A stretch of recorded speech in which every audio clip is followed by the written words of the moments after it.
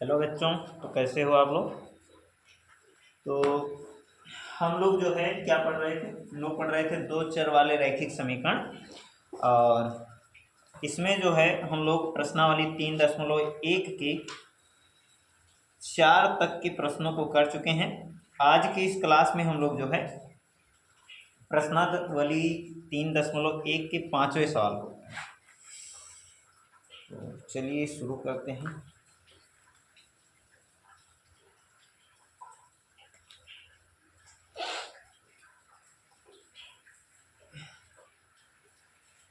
प्रश्नावली हमारी क्या है, प्रश्नावली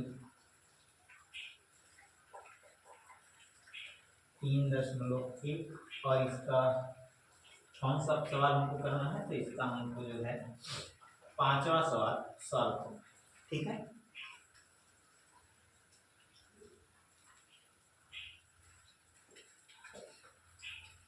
सवाल क्या कह रहा है, कह रहा है कि एक आयताकार बाग जिसकी लंबाई चौड़ाई से जो है 4 मीटर अधिक है का अंतर परिमाप जो है वो कितना है, अर्ध परिमाप का अर्ध परिमाप जो है वह कितना है, 36 मीटर है।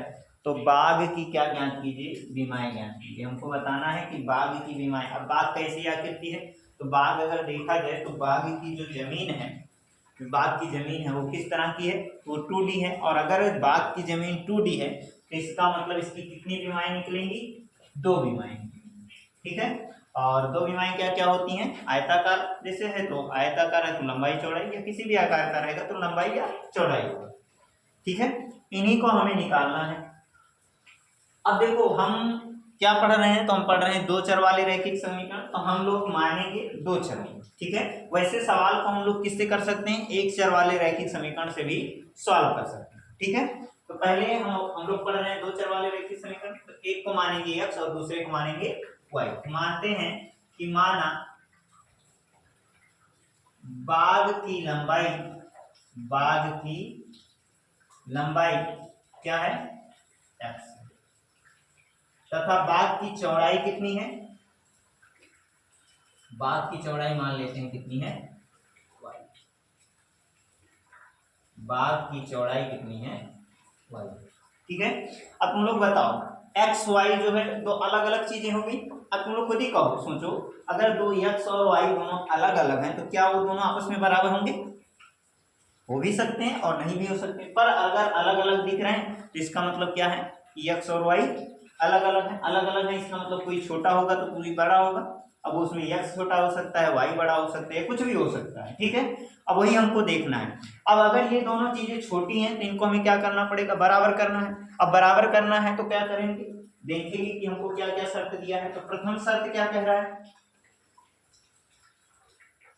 ठीक है, एक x है और दूसरा क्या है, y है।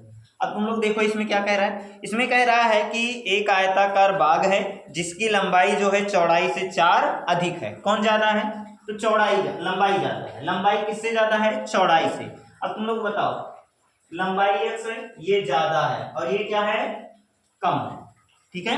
अब तुमको अगर हम बता दें, जैसे कि हम पहले भी बता चुके हैं कि जैसे कि ये दो चाक हैं, ये दो चाक हैं, ठीक है। इन दोनों को हमें क्या करना है, बराबर करना है। तो एक तरीका है कि बड़े वाले को तोड़कर बराबर कर दें, और दूसरा तरीका है इस छोटे वाले में कुछ जोड़ दें तो उससे भी बराबर हो जाए। समझे कि नहीं समझे, जैसे बड़े वाले चाक में देख लीजिए, जैसे ये, ठीक है। एक चाक, यहां दो चाक है,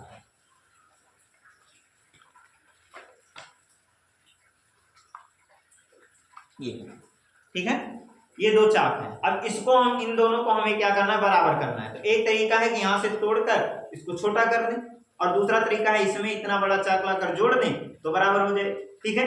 अब देखो यहाँ पर जो जोड़ना है उसका मान कितना दिया है, 4 दिया है।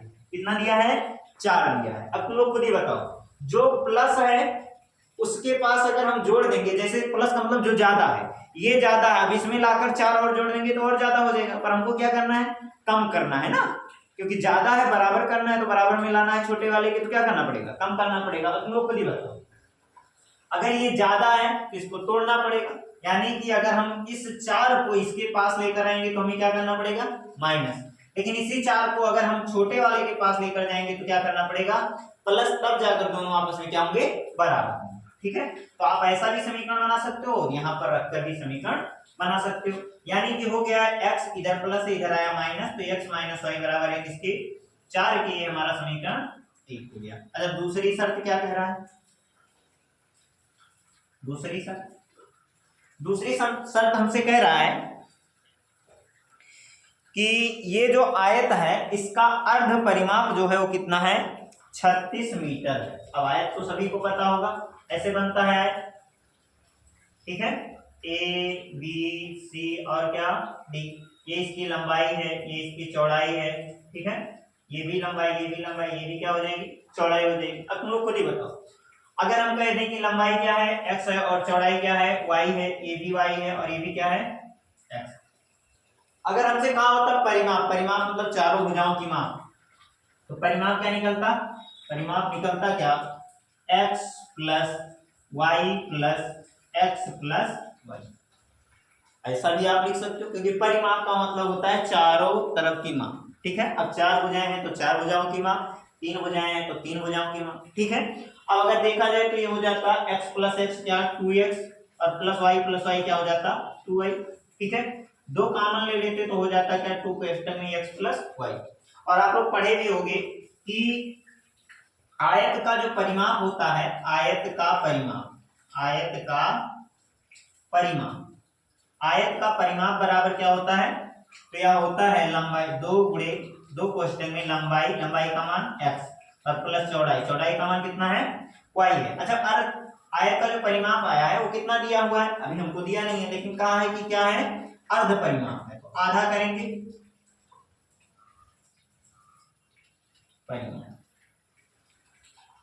बराबर 2 क्वेश्चन में x प्लस वाई, आधा करेंगे तो दोनों में 2 से क्या हो जाएगा भाग, और जैसे दोनों में 2 से भाग हो गया तो अब ये परिमाप ना रहकर क्या बचा, अर्ध परिमाप बचा। और अर्ध परिमाप का मान दिया है कितना 36 ना दिया 36 मीटर, कितना दिया है 36 मीटर दिया है। 2 से 2 कट जाएगा और यहाँ बचेगा x प्लस वाई, तो यानी कि x प्लस वाई का जो मान है वो कितना आ रहा है 36 मीटर आ रहा है, कितना आ रहा है 36 मीटर। और ये समीकरण हमारा क्या है, ठीक है। अब एक समीकरण यहाँ से मिला है, दूसरा समीकरण यहाँ से मिला है, और इन दोनों समीकरणों का प्रयोग करके हमको बताना है कि बाघ की विमाएं क्या, इन दोनों समीकरणों का प्रयोग करके हमको क्या बताना है कि बाघ की विमाएं क्या। अब आपको बताए हैं कि दो चर वाले रैखिक समीकरणों को सॉल्व करने की कितनी विधियां हैं।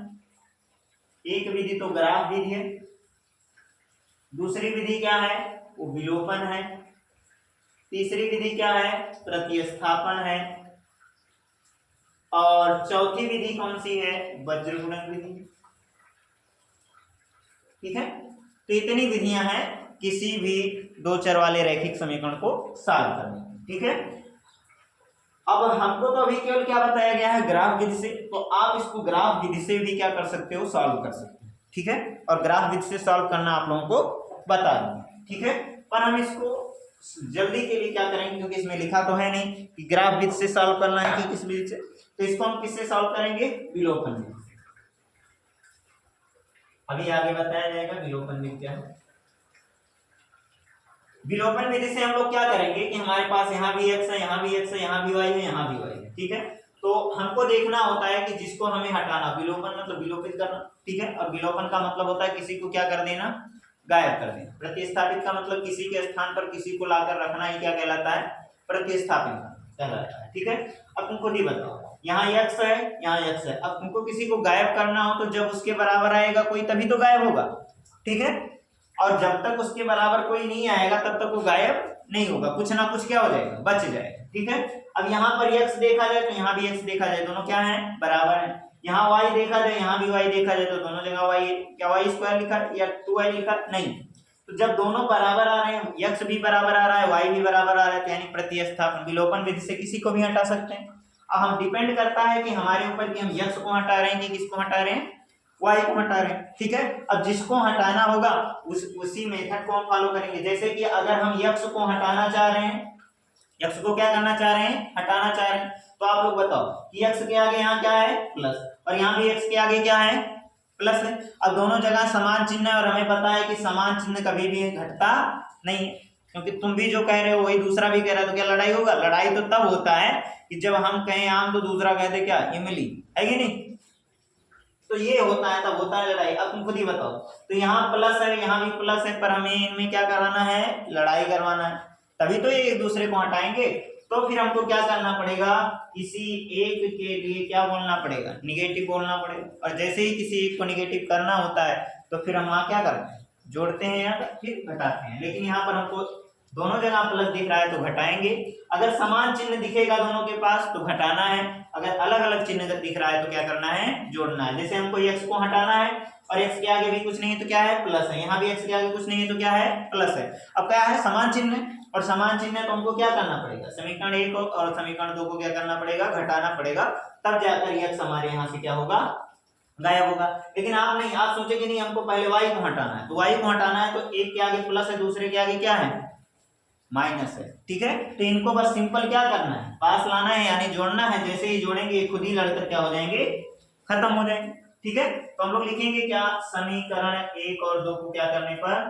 समीकरण 1 तथा 2 को जोड़ने तथा 2 को क्या करने पर? जोड़ने। अच्छा जोड़ते हैं, देखते हैं क्या होता है। तो समीकरण 1 और 2 को अगर जोड़ेंगे तो समीकरण 1 यहाँ है और 2 यहाँ पर है, ठीक है। तो जोड़ेंगे तो क्या होगा? y से y कैंसिल, बचा क्या? x प्लस x, कितना है x? बराबर 4 और प्लस 36, 36 4 कितना हो जाएगा? 40। तो x का मान आएगा कितना? 40/2, और काटेंगे तो x का मान कितना आ जाएगा? 20 आ जाएगा, ठीक है।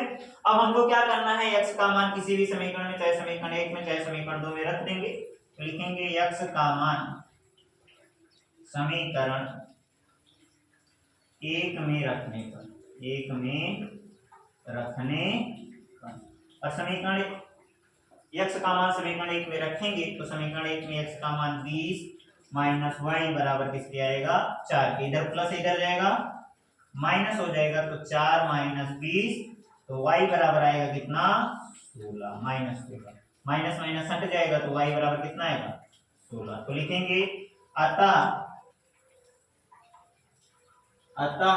आयताकार बाग की विमाएं, आयताकार बाग की विमाएं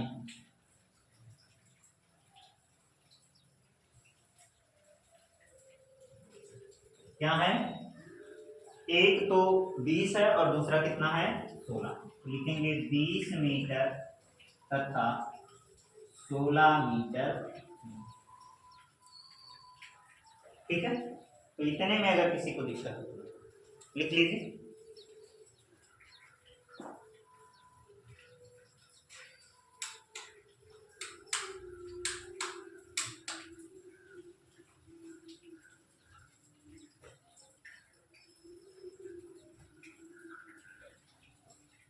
मिटा दे रहे हैं।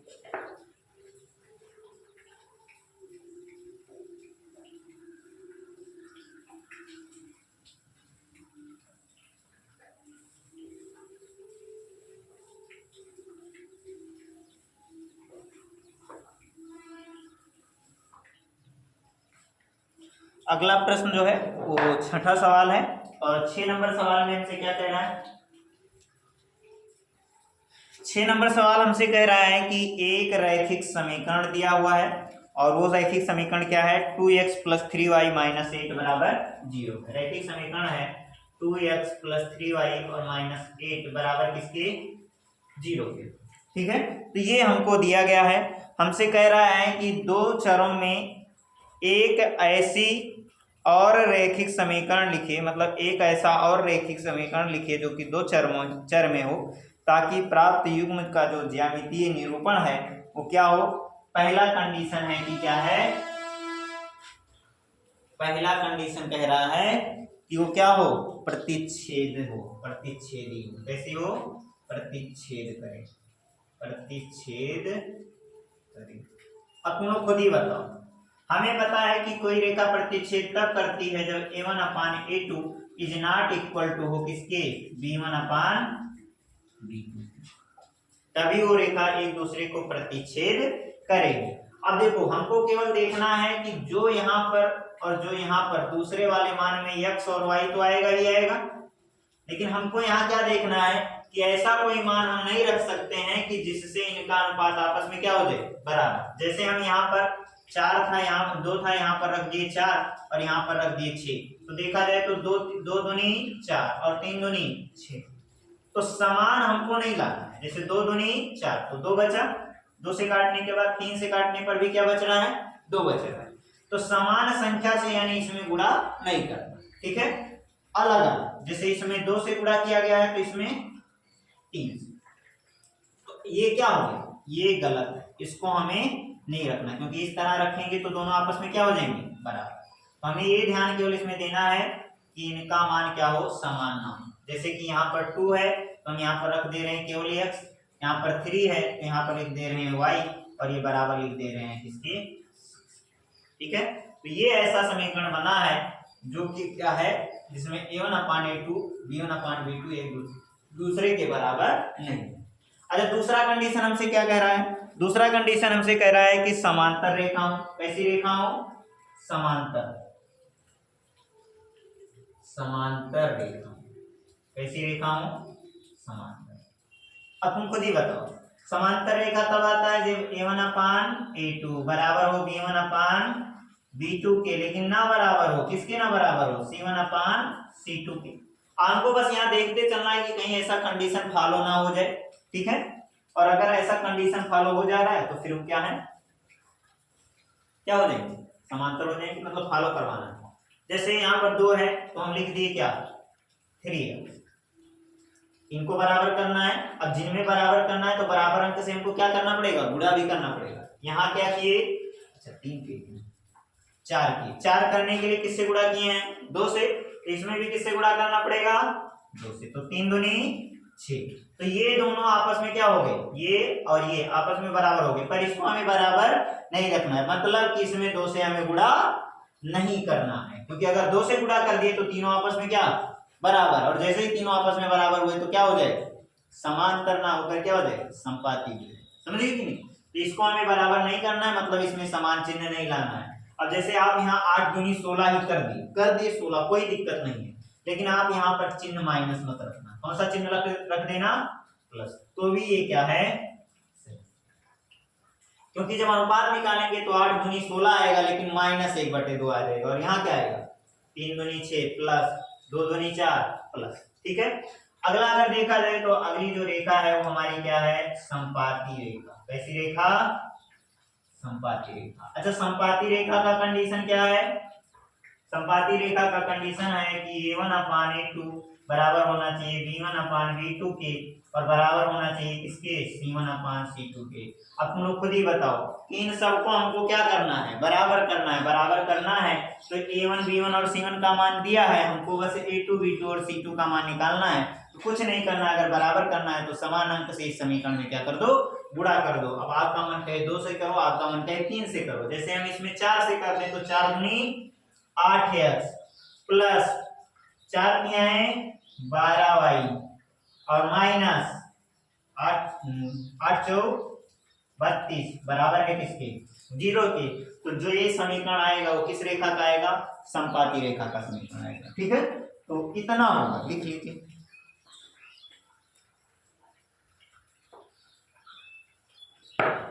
और इसको आप लिख लेना, बाकी हम मिटा देते हैं, ठीक।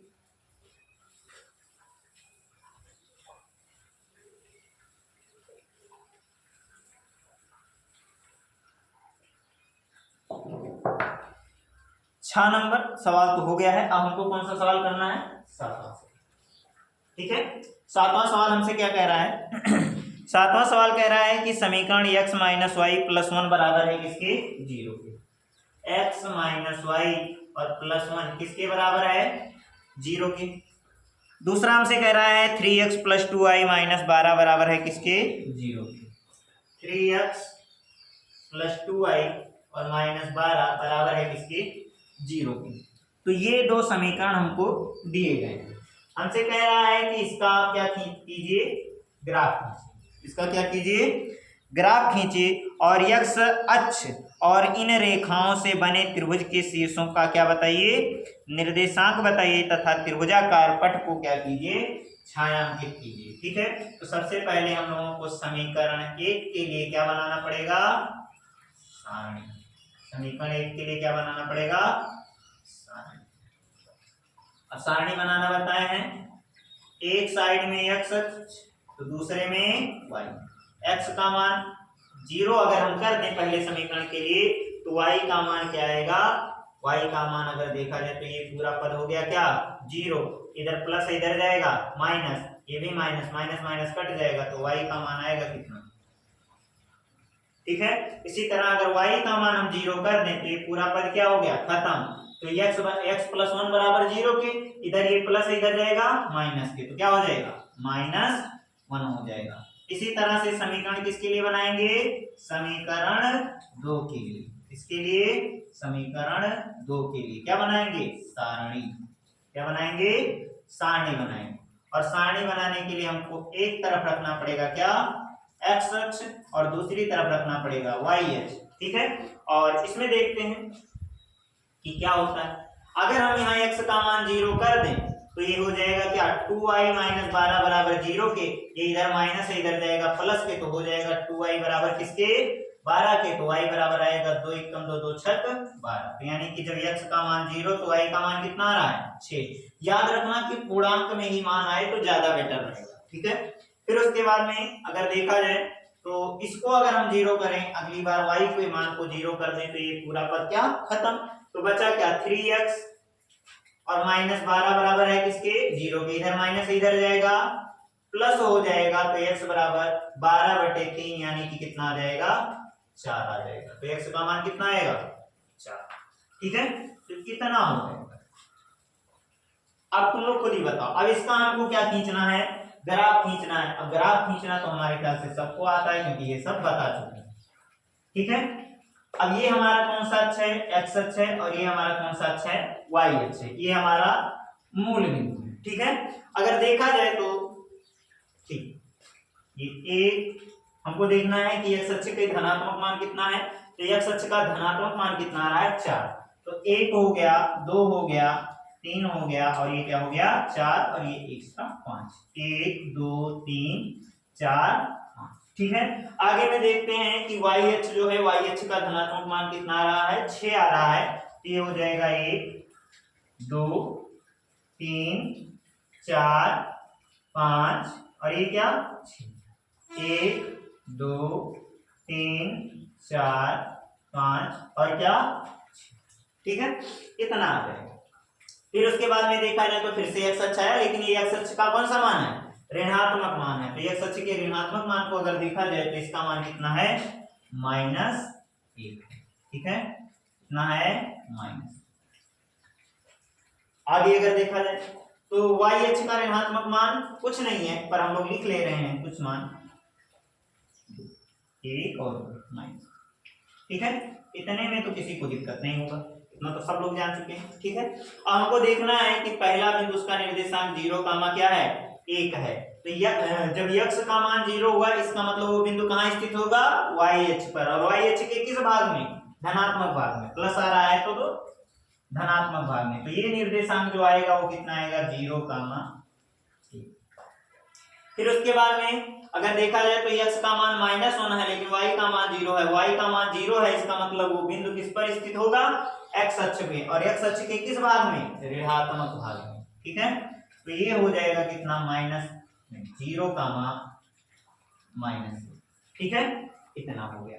और अगर इन दोनों रेखाओं का प्रयोग करके हम त्रिभुज बनाए तो त्रिभुज हमारा इस तरह से जाएगा। ठीक है, थोड़ा सही नहीं है, बना लेंगे। आप लोग प्रॉपर तरीके से बनाओगे तो सही से बनेगा। ठीक है, तो इतना हो गया। आगे अगर देखा जाए तो आगे हमको दिया है 0, क्या 6, x का मान 0 है, इसका मतलब ये हुआ कि बिंदु कहां पर स्थित होगा, y अक्ष पर स्थित होगा। तो y अक्ष पर कहां है, 6 यहां पर है, तो हो जाएगा क्या, 0, 6। x का मान 4 लेकिन y का मान 0, यानी y का मान 0 है तो वो जो बिंदु होगा वो x अक्ष पर स्थित होगा। x अक्ष के किस भाग में, धनात्मक भाग में, कितना, 4। तो हो जाएगा 4, क्या 0। इतने में अगर किसी को दिक्कत हो तो बताओ, और इसको भी हमें क्या कर देना है, मिला देना। ठीक है,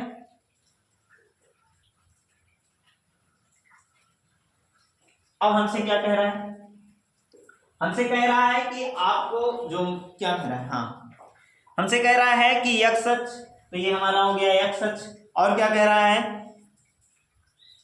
x अक्ष और इन रेखाओं से बने त्रिभुज के शीर्षों के निर्देशांक ज्ञात कीजिए तथा त्रिभुजाकार पटल को क्या करना है, छायांकित करना है। तो इस भाग को हमें क्या करना है, छायांकित भी करना है। ठीक है, तो ये भाग हमारा हो गया क्या, छायांकित। ठीक है, और अगर कह दें कि इसका निर्देशांक, तो इसका निर्देशांक करीब करीब 2 और कामा क्या आएगा, 3। ठीक है, 3। ठीक, कितना आएगा, 2 कामा 3 आएगा। तो लिखेंगे अतः त्रिभुज के शीर्षों के निर्देशांक, अतः त्रिभुज के शीर्षों के निर्देशांक